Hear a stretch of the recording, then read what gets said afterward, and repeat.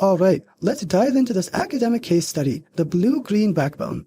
It really presents the Emscher River, that's the Water Management Association, as a compelling model for what's called the networked city.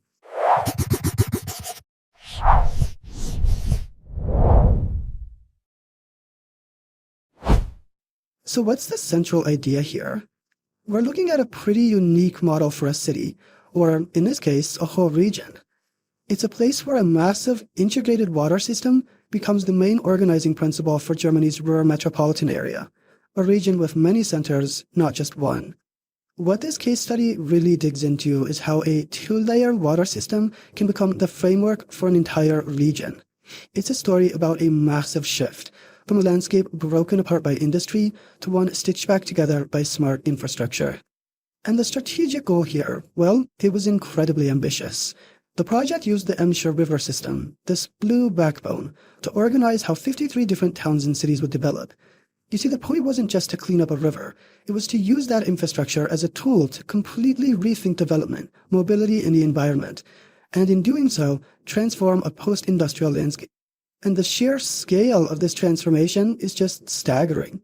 I mean, we're talking about a 423-kilometer sewer network, 110 kilometers of restored river, an investment of over 5 billion euros across 30 years, and all of it serving 2.2 million people. This wasn't a quick fix. This was a true generational project. So you have to ask, why was such a monumental project even necessary? To understand that, we need to look back at the region's history and the unique legacy of its sewer system. The core of the problem was actually geological. For over 100 years, heavy coal mining caused the ground in the Ruhr region to literally sink.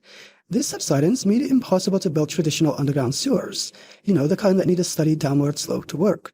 So the only real solution they had back then was to turn the Emscher River itself into a giant open-air sewer. As you can imagine, the river completely lost its identity. It became infamous, locally known as the Kuttelbecke, which basically means sewer creek.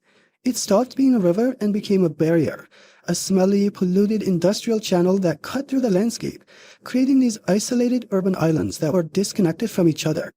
But then, in the 1990s, came the turning point. The coal mining industry moved further north, and because of that, the ground in the Emscher Valley finally stopped sinking. It stabilized. And for the first time in over a century, it was actually possible to do large-scale construction deep underground. This opened the door for a real permanent solution to the region's wastewater problem. And this new opportunity led to a truly innovative solution, both in terms of engineering and planning, the creation of a dual network. First of all, by finding a technical solution for that wastewater highway that we had. And here what we have done, we were separating that system that back then carried both wastewater and rainwater to a two-fold system where right now the Emscher sewer channel is under the soil in a depth of roughly 30 meters that is carrying all the waste from the households in the industries, while we have right now on the grounds clear water bodies that can be used for further development left and right. The core concept was to completely separate functions in a way that had never been done before. They created two layers. First, there's the underground technosphere, this huge sewer artery that handles all the wastewater, totally hidden from view. This invisible workhorse then makes the second layer possible, the biosphere, up on the surface. By taking the sewage out of the river, the old channel could be brought back to life, creating a 110-kilometer-long park, a beautiful, visible front garden for the entire region. Now, this whole underground system is powered by what the project calls the beating heart. The main 51-kilometer sewer relies on 3 enormous pumping stations.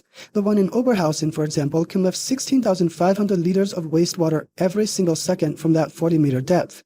These stations are absolutely critical to the whole system, and it's all a marvel of modern engineering, completely hidden beneath the landscape. Okay, so we've seen the problem and the incredible engineering solution, but what was the actual impact? What happened when you turned this massive barrier into a regional backbone?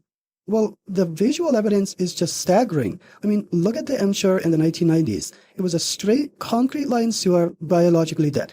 And then you see it in 2021, and it's this winding, natural river landscape just full of life. The transformation is absolutely night and day. And this isn't just about looking pretty. The ecological recovery has been explosive. the number of species in and around the river nearly tripled, from about 170 back in 1990 to over 500 by 2021. And what's really important is that indicator species, the ones that only show up in really healthy ecosystems, they've come back. This blue-green infrastructure also became a huge catalyst for the economy. A perfect example is Phoenix Lake in Dortmund, which was built on the site of an old steelworks. This whole area, which was once an industrial wasteland, a place people avoided, has been transformed into a new urban center with high-end homes and businesses. The infrastructure didn't just support development, it literally created it. And then, of course, there's the social impact. What used to be a polluted, ugly barrier that divided communities is now a corridor that brings them together. The 100-kilometer Emscher Path is now a continuous route for cyclists and pedestrians, acting as a new mobility backbone. It connects those districts that used to be isolated and provides this incredible new park for millions of people. So it becomes clear that this project is so much more than just good engineering. It really represents a new way of thinking, a new paradigm for how we plan at a regional scale, one that moves past the traditional top-down models. The whole thing represents a major shift in thinking. Traditional urban planning is often radial, right? You have a big city center and everything spreads out from there. The Emscher project completely flips that logic. Its linear infrastructure creates a network of many centers, connecting all 53 of the Ruhr cities as equals along this shared backbone. The way it's governed is just as innovative. It's built on a concept they call hydrological federalism, which makes sense when you think about it. Water doesn't care about political borders. So the authority in charge, the Emscher Genossenschaft, has jurisdiction over the entire 865 square kilometer water catchment area. This allows them to unite a politically fragmented region under one single functional authority, enabling truly integrated long-term plan. So, how did they get all 53 municipalities on the same page? Well, they used this really clever tool, the Emscher Future Master Plan. Now, this plan wasn't legally binding in the traditional sense. Its power came from a different source. The Emscher Genossenschaft controlled access to the new infrastructure. So, if a city wanted to connect to this vital new sewer system, they had to make sure their local plans lined up with the regional master plan. It was an informal plan that had very real formal power. The point of departure back then was that actually the Emscher conversion was not that visible to all people because it's right now under the soil and people don't see the direct benefit. So that's why we in 2006 established a new master plan to really transform the region and its margins, and this master plan gave impulses for many citywide projects, whether there be new urban developments left and right to the Emscher, or whether there be park creations, but also new, like we have seen, mobile cycle path, for instance. All right, so finally, let's take a balanced look at this model. We need to acknowledge its incredible successes, but also its inherent limitations. Because, of course, no model is perfect. This one has a few key constraints. First, there's a kind of infrastructure determinism. The network is locked into these old industrial corridors, and its capacity is fixed, which might limit future growth. Second, there's system vulnerability. The whole region depends on just 3 critical pumping stations, creating a huge centralized risk if one fails. And finally, there's the sheer complexity of coordination. The cost and effort to get 53 different municipalities to work together is just immense. But even with those constraints, the conclusion here is incredibly powerful. The Emscher conversion proves that infrastructure isn't just a utility you bury in the ground and forget about. It can be, and in this case is, the very architecture of a region.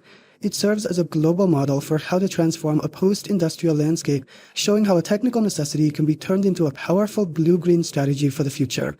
And that really raises a crucial question for planners everywhere. What if we started thinking about all our major infrastructure projects, not just as engineering problems, but as opportunities to design better cities and better regions?